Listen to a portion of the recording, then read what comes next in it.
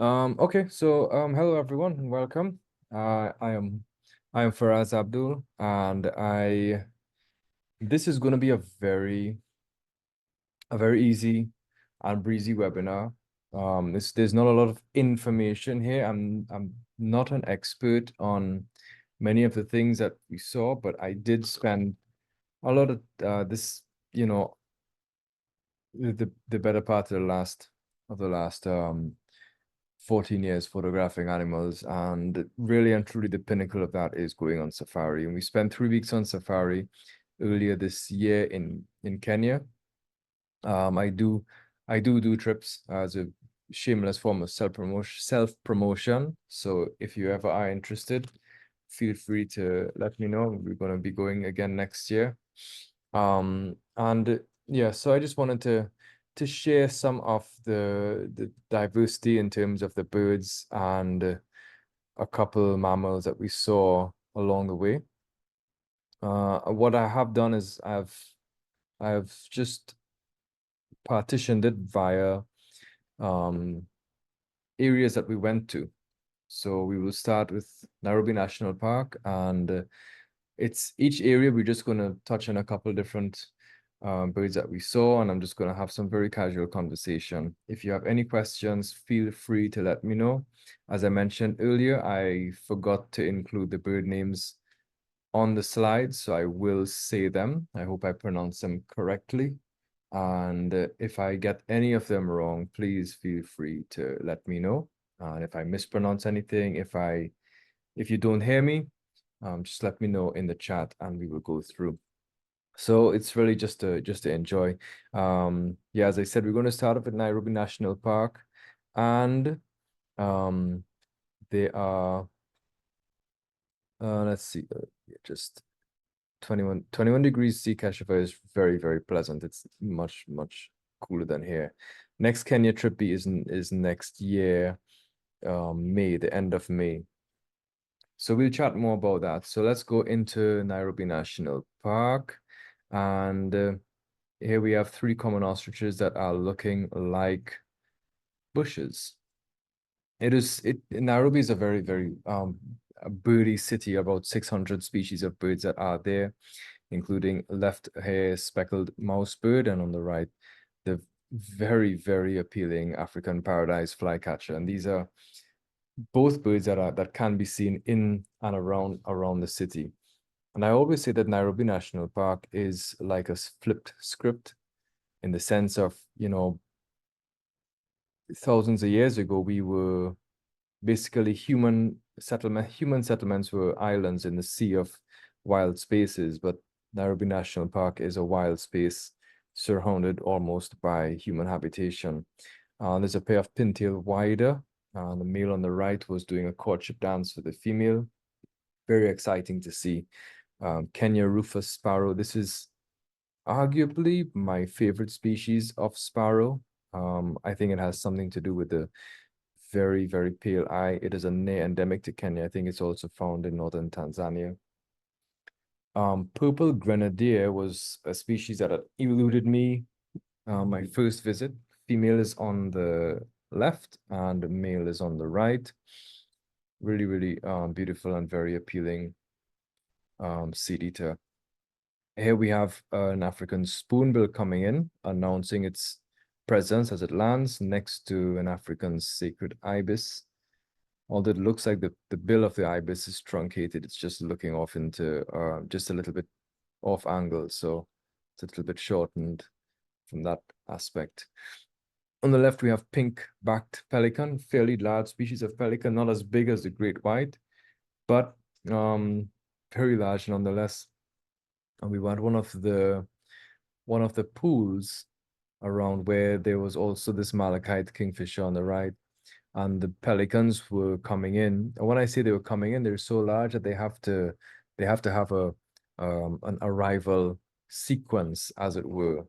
So first of all, we spotted them soaring fairly high, and they were trying to descend, but it took a very long time. They had to make these very long circles, and each time they would make a circle, they would decrease in altitude a little bit until they were almost to the ground level.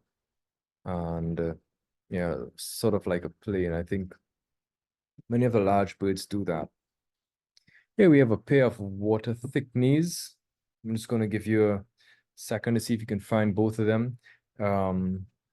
It is, I have a very have a penchant for shorebirds, and these are shorebirds that are not always found near to the shore, fairly inland but still close to water. This is a close-up of one of the birds. Here we have a winding cisticola. Many species of cisticolas around, and they, for the most part, all present varying levels of ID challenges. So this one is a winding cisticola, and for each national park, each area that we're covering in this talk, I'm just going to have mostly birds and then one one mammal highlight, as it were. So as difficult as it would be, because we saw so many different animals, I chose this to be the highlight of the trip to Nairobi National Park. It is a serval. I never thought in my wildest dreams that I would see a serval, but we rounded a corner and there was this medium-sized spotted cat just hunched over, looking at something on the side of the road. And immediately, the large ears and all of that. It's a sort of oddly proportioned cat, but yeah, I was very, very pleasantly surprised to encounter a serval. Eventually, it got up and it walked right past us, because initially when we saw it, it jumped into the bush, and I thought, no way, I missed out. Even though I saw it, I would have really liked a picture. But a couple, maybe a minute or something later, it came back out and it walked directly towards us, past us on the road, and disappeared eventually. So that was really magical. And that's the thing about some of these, of any time you're out in nature, there's never a way that you can predict what's going to happen. The next park that we visited, and the next park that we're going to be talking about here, is Tsavo West National Park, home of a lot of the baobab trees. First time I had seen baobabs, really, really magical. Perched on the top of this cactus is an eastern chanting goshawk, overlooking the very wild and rugged landscape. This is a golden-breasted starling. I was unable to omit this from this presentation, given that it was used and as the banner image, and it's a very, very charismatic looking bird and a very desirable bird for obvious reasons. Spectacular, spectacular bird. Very long tail, very vivid coloration, and the juxtaposition of green and blue, it is unlike anything I've ever seen before. Here we have a red-bellied parrot. I think my field guide has it as African orange-bellied, but I believe the name has been changed to red-bellied parrot. We saw this at the gate as soon as we entered Tsavo National Park, Tsavo West. On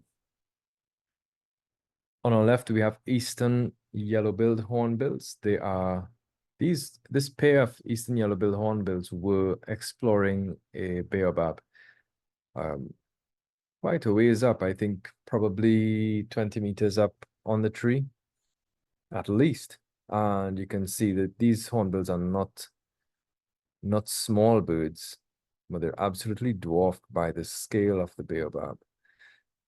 On our right, we have a northern red-billed hornbill. Rosy-patched bushshrike on the left, and three-streaked chagra on the right. Very interesting thing about the three-streaked chagra is that its eyes have these little silver dots around the pupil. And I've been trying to figure out exactly why that is so, but I'm yet to find a reason, a documented reason as to why that is so, because the number of dots around the eyes varies, and I don't think there's any correlation detected with age or sex or anything like that. On the left is a red and yellow barbet, and on the right, one of a number of starlings that accompanied us throughout the trip, Fisher's starling. Very often these are found in mixed flocks with wattled starlings that resemble them, but have a few subtle differences. We have a few spot the difference slides coming up, such as this one. On the left, buff-crested bustard, and on the right, white-bellied bustard.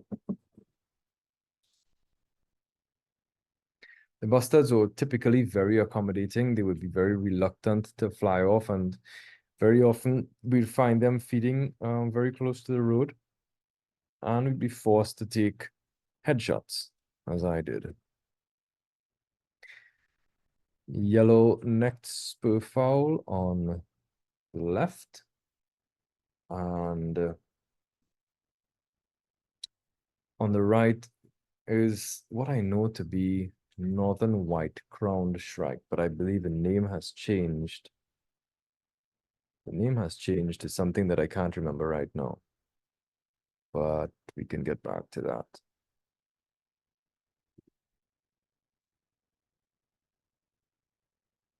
This on the left was a very fortuitous sighting from my room, Eastern Paradise Wider. A few of these birds showed up very, very briefly. Some of the males, as you can see here, in full breeding plumage, along with some other males that are in transition, as well as some females. You can see a couple of females on the perch there as well. And at Tsavo West, we stayed where there was a watering hole, and at night we would have a Feroz eagle would come down and check out exactly what was happening.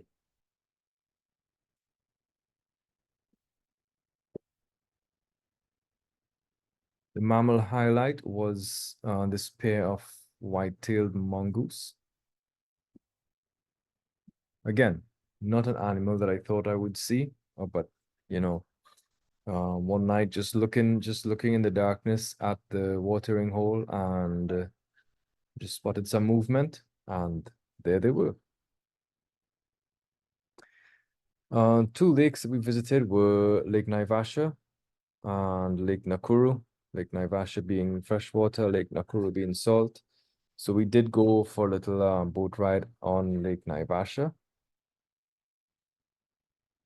where we spotted this African harrier hawk. We have a very similar bird of prey in the neotropics here called the crane hawk. Both of them are double jointed, and they spend a lot of their time feeding on eggs and young birds and stuff like that. They can reach into cavities with their very dexterous limbs. African jacana, very regular bird for a lot of people, but you know, as when you travel, it's every bird is a good bird. Red-headed quelea on the left, and the greater blue-eared starling on the right. Both of these were from Lake Nakuru. On the left, we have a red-rumped swallow, and on the right, giant kingfisher, very charismatic bird, and always good to see, always good to photograph. Here we have a great cormorant with an African pied wagtail. Just a lucky shot, really. As we were just drifting by on the boat. This is Lake Naivasha.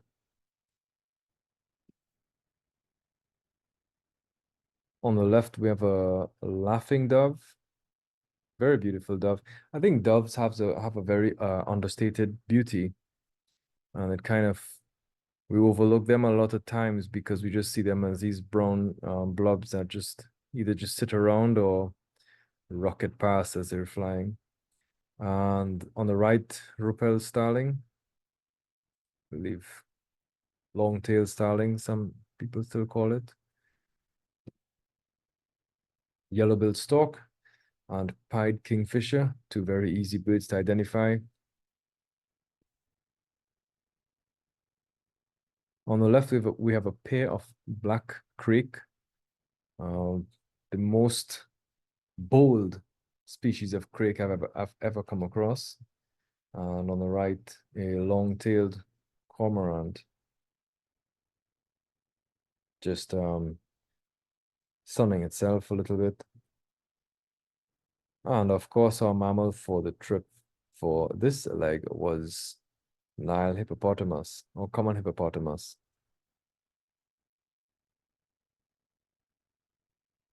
Our next section of this here was Mount Kenya, and no birds in this picture, at least as far as I can tell. This was a fine-banded woodpecker. Let me just double check that because I have my field guide here with me. Yep, fine-banded woodpecker at Mount Kenya. Very beautiful markings on this bird's face, and all of the little delicate markings and all of that on the crown. It looks like little stars. Brubru on the left, and chin spot batis on the right. Tiny birds, difficult to see, even harder to photograph. Couple of waxbills we saw as well. On the left, we have Kant's waxbill, and on the right, it is yellow-bellied waxbill.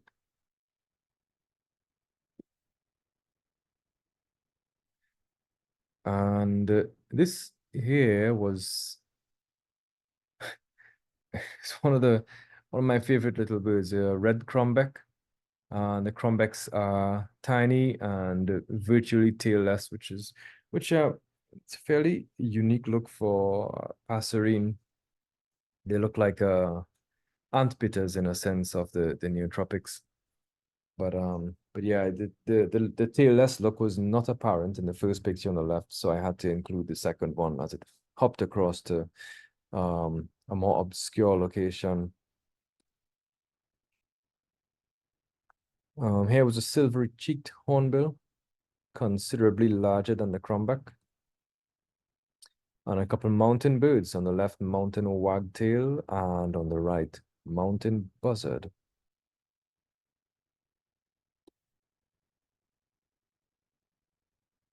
And yeah, whenever I think about high elevation forest, I always think about these little birds that feed on nectar.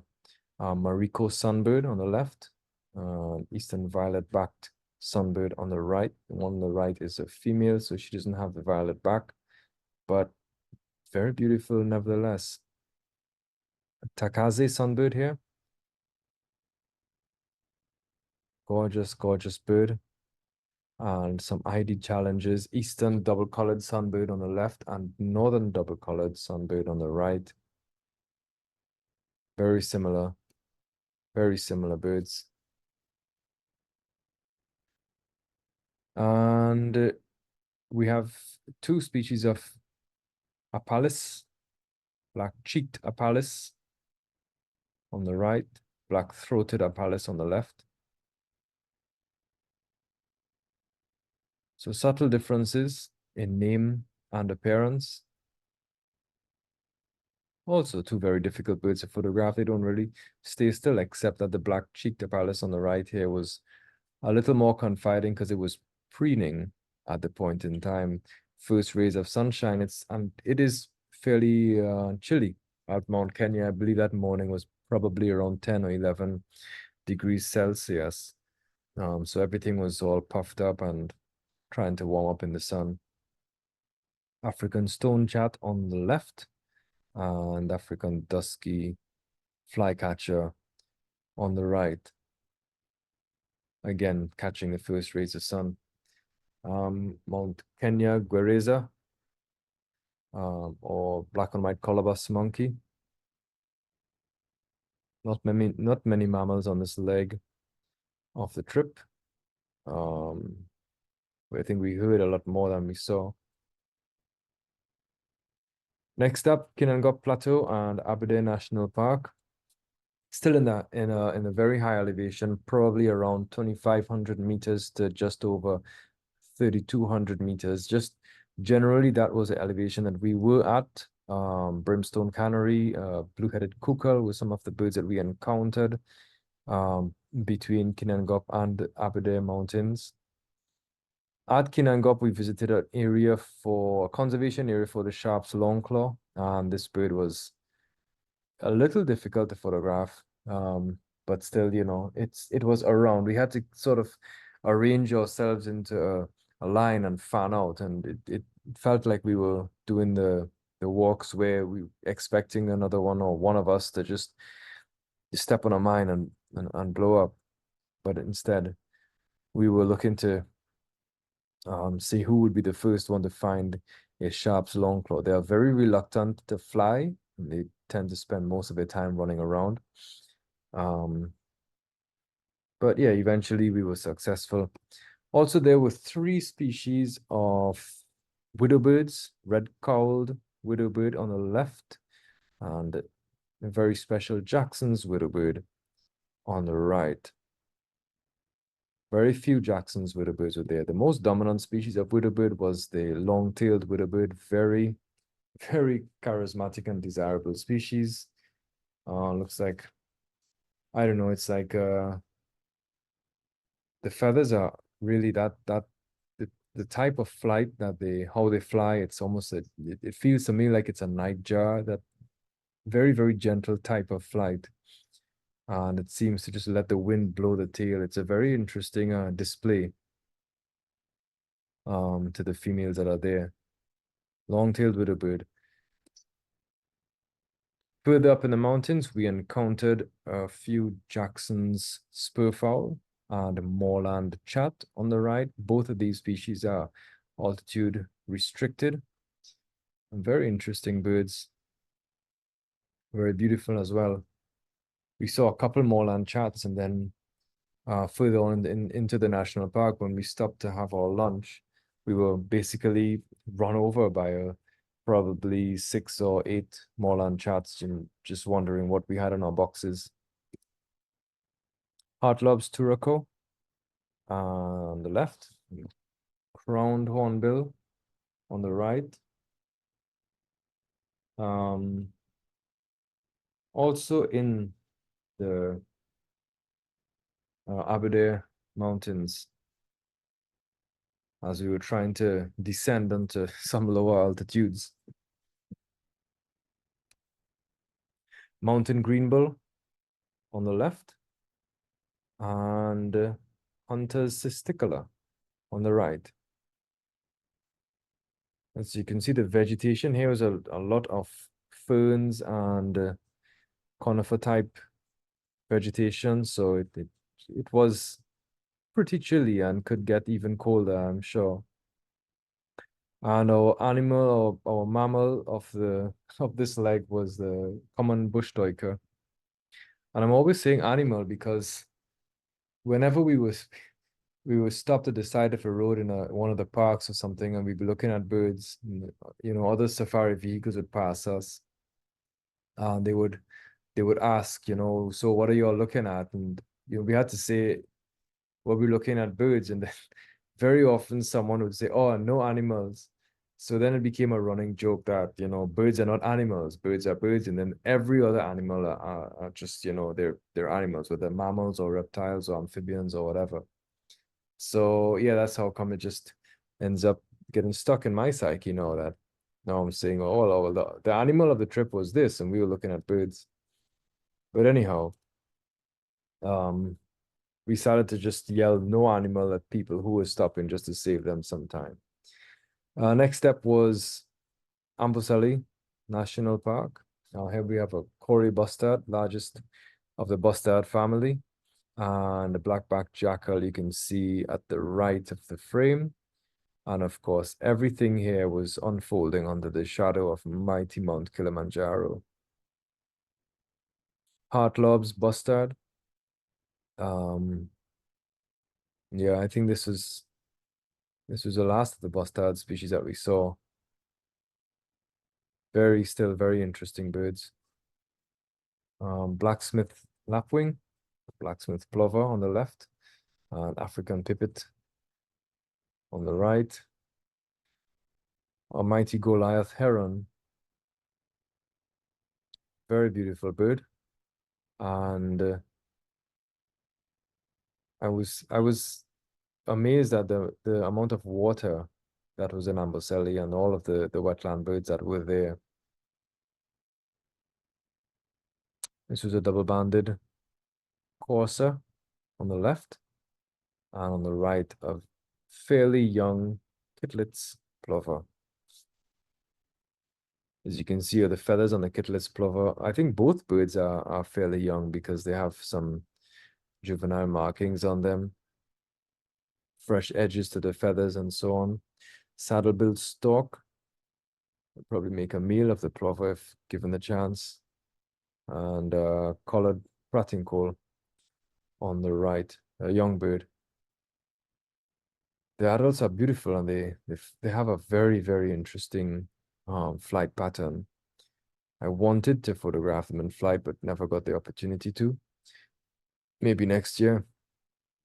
As I mentioned, Amboseli has a lot of water and many flamingos, both greater as pictured, as pictured on the left here, as well as a lesser. Both beautiful in their own right. Some people say that they prefer the lesser over the greater because it's more vivid and rich in terms of its coloration. I'm still on the fence. To me, a flamingo is a flamingo, and they're all fabulous. Gray-capped social weaver on the right, just outside the park, actually. And here was one of the birds of the trip. Might have to pull your magnifying glass out for this one. It is a bird very far off. It was a greater painted snipe. And as I said, I love shorebirds. I have a very soft spot in my heart for shorebirds. And snipes are distinctly difficult, much more difficult than many other birds. And the painted snipes, of course, are like a highly decorated version of your regular snipe. So I was happy that I saw this, regardless of how far away it was. A couple other birds in here too, far too many to name. Another interesting sight was this flock of black-tailed godwit, seen flying on the left here with the interloper Kittlitz plover that was in the middle there, the lower left of the frame. This was in June, and a lot of these birds you can see. I don't know if you can see from where you are, depending on the size of your screen, but some of these birds are in breeding plumage. So it was a little bit out of season for them, but I don't know exactly if they were getting ready to go north or if they were fresh from their breeding grounds in the north. I wasn't sure because I'm not really too familiar with the movements of black-tailed godwit. On the right is a massive spur-winged goose coming in for a landing over an Egyptian goose, which is actually a duck, and a black-winged stilt in the background. And yeah, okay, so I think I incorrectly said water thickening for the first thickening that I spoke about. This one here on the left is a water thickening. The other one was spotted thickening. So my apologies for that. My sincerest apologies for that. This is a water thickening on the left and short-tailed lark on the right. Let me just verify that the lark was the correct lark. It's been a minute because we did this trip in June, And then I did several other trips since then. And of course, the larks can fade into one general lark, but it is indeed a short-tailed lark. And here we have a very, very large and powerful bird of prey, tawny eagle, that was sitting on a tree that seemed to resemble it. And it's, for me, a fantastic illustration of camouflage. So if you have not yet picked out the tawny eagle, it is on the lower right of the frame.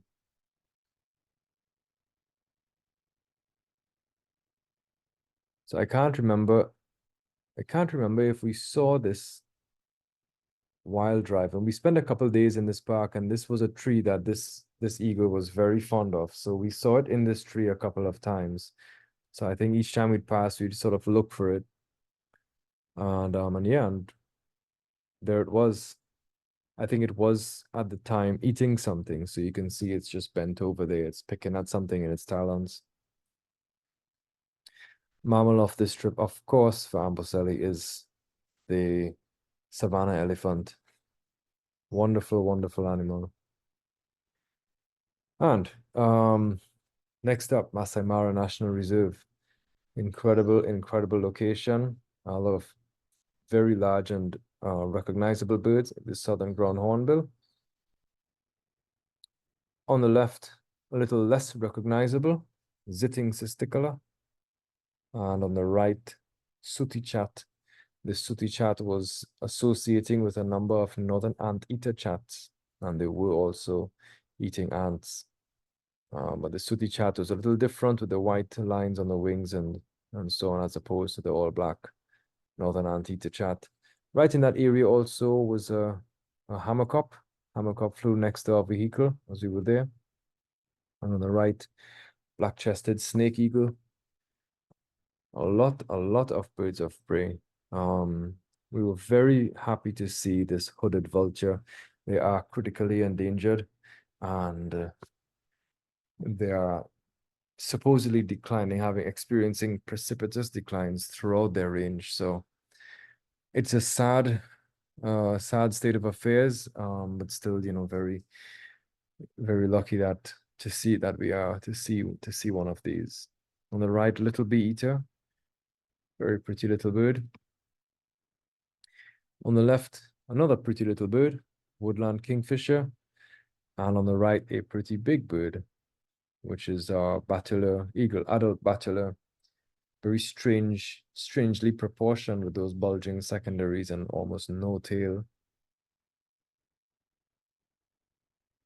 It's like it's the crumbeck of the raptor world. Please don't tell anyone I ever said that. Here we have another very recognizable bird, secretary bird. Very impressive and imposing bird of prey. Great. There were so many mammal sightings in the Masai Mara, way too many to mention. But for me, one of the highlights was seeing this eland, very, very large antelope. It's the largest antelope, I believe. It's a number of oxpeckers and so on. And finally, Samburu and Buffalo Springs National Reserves, proper dry country, just at the edge of the Somali biome.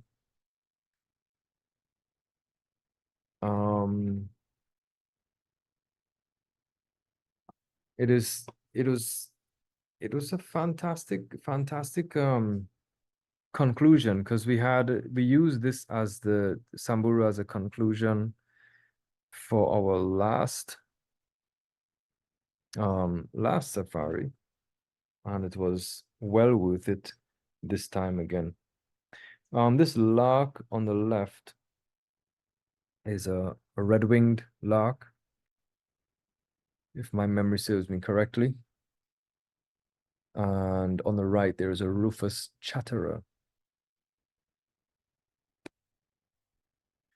Golden pipit foraging in deconstructed elephant dung.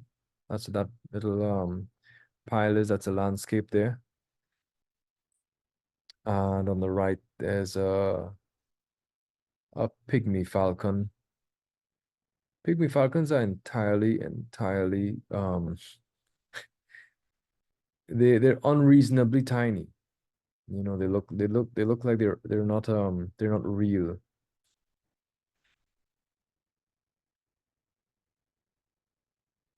This is a northern red-billed hornbill on the left and a mottled swift on the right. I think it's a northern red-billed hornbill. Somali courser, a pair of them. I found the vegetation to be very interesting here. And of course, Somali ostrich. Very interesting bird. And even despite its size, still counts as a bird. Golden palm weaver on the left, and gray wren warbler on the right. Gray wren warbler tended to tie my tongue every time I try to say it. So fortunately, this one sat down for a little while, so it didn't necessitate a quick shout out of its name. It's a kind of tongue twister. Eastern chanting goshawk on the left and white-throated bee-eater on the right. African cuckoo, just as we entered the gates. And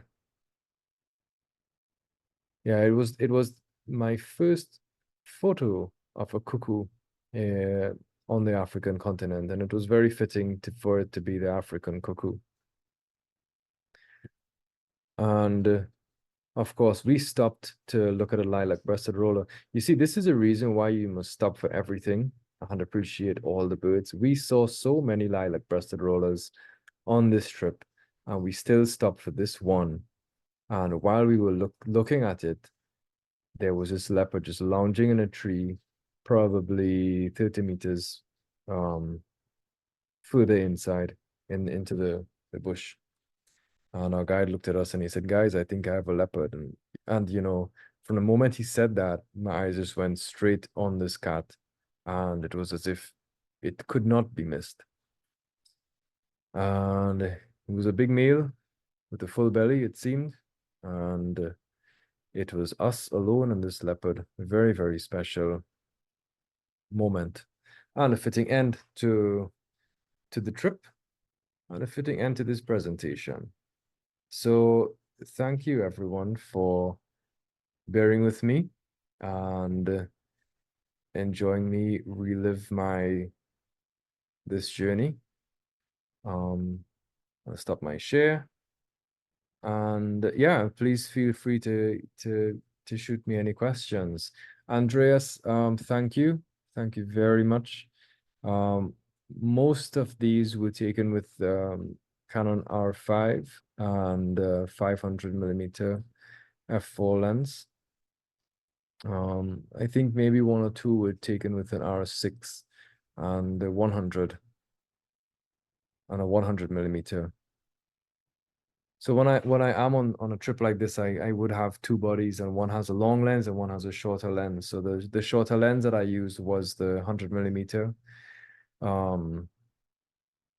And I used that for anything that was close enough. If I wanted, for example, the Corey Bustard picture with Kilimanjaro in the background, I shot that at 100mm as well. So yeah, thank you. Thank you, Janet.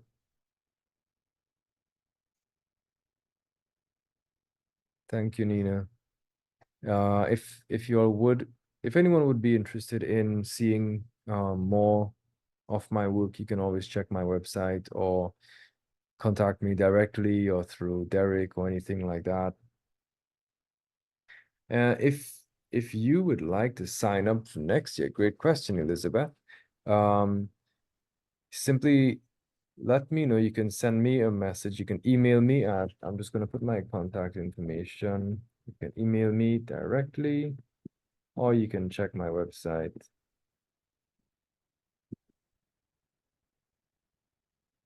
So I just put it in the chat there.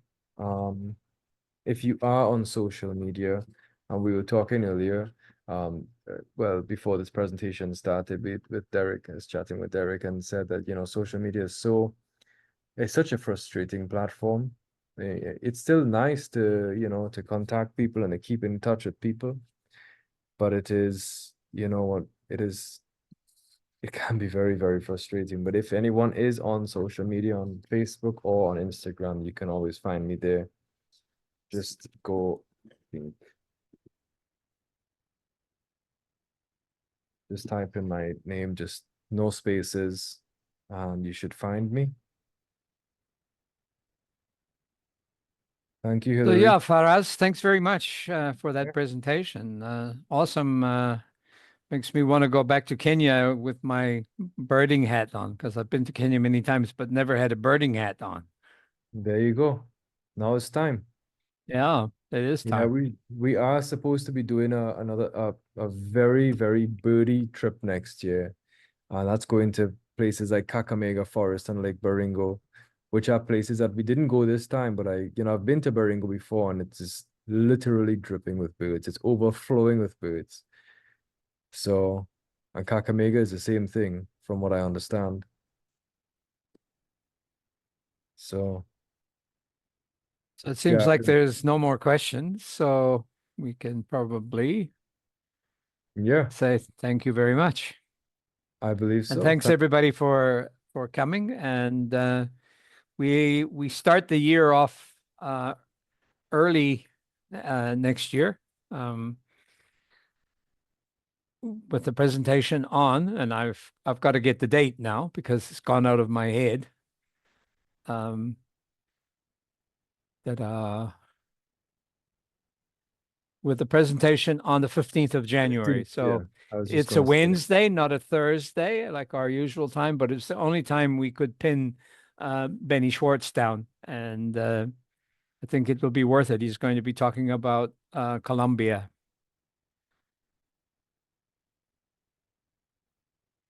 So we will see you next year in January, and everybody have a good holiday, a good Christmas, or good whatever you celebrate. And hopefully we will see you in January. Thank you, everyone. Thank you, Derek. All the best. Ciao. Bye.